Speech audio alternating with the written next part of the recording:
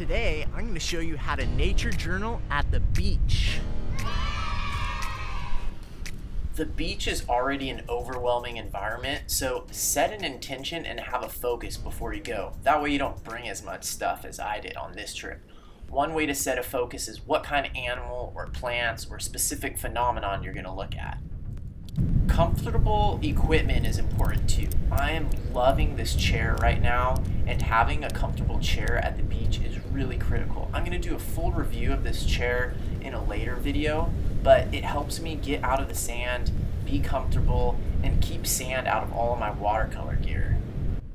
This chair is also good if you're going with other people in your family who are going to be hanging out at the beach, and you can just stay with all of the stuff while they're picnicking or swimming or whatever. Another, more adventurous way to nature journal at the beach is to go to the edge of the ocean, especially at rocky coasts, explore tide pools like I've done in other videos, or go with someone who is fishing. If there are people fishing at the beach, it's a great way to find some cool subjects, such as crabs or fish that they might be catching, and lots of cool things that you can sketch. Tip number 1 for nature journaling at the beach is to be prepared for the sun. At the very least, a hat and probably sunglasses will really help you, because look at how glaringly white your paper becomes.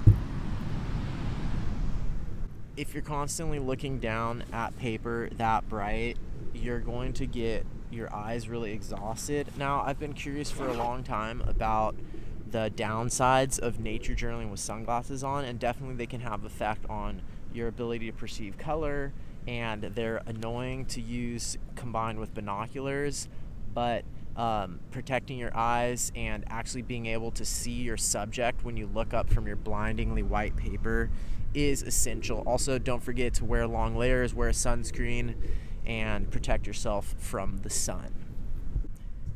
Tip number 2 for nature journaling at the beach: you don't only have to look at the ocean. There are a lot of other things going on behind you and sometimes right besides you. So in here, there's a lot of pollinators coming to these flowers, and I could spend a long time just nature journaling there. So the ocean and the water and the waves are not the only thing to pay attention to at the beach. A critical thing for nature journaling at the beach is a good chair. So I'm going to do a full review of this chair in the coming weeks, but this Joey Camp chair has fat feet that allow to not sink into the sand, and that is super critical. Also, just having a seat that gets you up off the ground helps keep sand out of all your stuff. I already got my metadata on the page, of course, and the first thing I'm going to do nature journaling at the beach is a little landscape, a landscape ito. If you haven't seen how to do that, check out my playlist where I show you how to paint small landscapes. But it's just a really good way to kind of capture the feeling, the overall feeling. It's sort of like in a movie, they have an establishing shot that shows you where you are. Nature journaling at the beach, starting with a landscapeito, was a great way to notice some things that I was more interested in. So I walked over, I noticed these plants while I was doing my landscapeito, so I walked over to look at them more carefully. I started to draw sort of a diagram and a close-up of a leaf, close-up of a flower, and then just using some numbers here and counting how many of these pods, these siliques, on the inflorescence and how many of the flowers were open. Then I also did a little above view map showing the distribution of the plants in relation to each other, in relation to the wind, and in relation to the movement of the sand. So you can see I also took advantage of a quick flyby of a bird. So just be prepared for whatever shows up, whatever calls to your curiosity. Don't necessarily go with some idea that you're going to have a certain subject you're going to focus on, because a lot of times at the beach, at the ocean, you don't really know what you're going to get. So be ready to notice things like that, and use the different languages. Look at things from a distance, get some watercolor in there, get the kind of tone and feeling of the place where you are, and because that's such an important part. Like, it's a foggy day out here at the coast. It's really gray, and so capturing that, but then also zooming in and finding out like following your curiosity like a kid. What's going on here? And then using numbers and using words when they work best for what story you're trying to tell. So that's an example of how you can nature journal at the beach. Some of the critical gear that I had was my chair, trying to stay out of the sand as much as possible.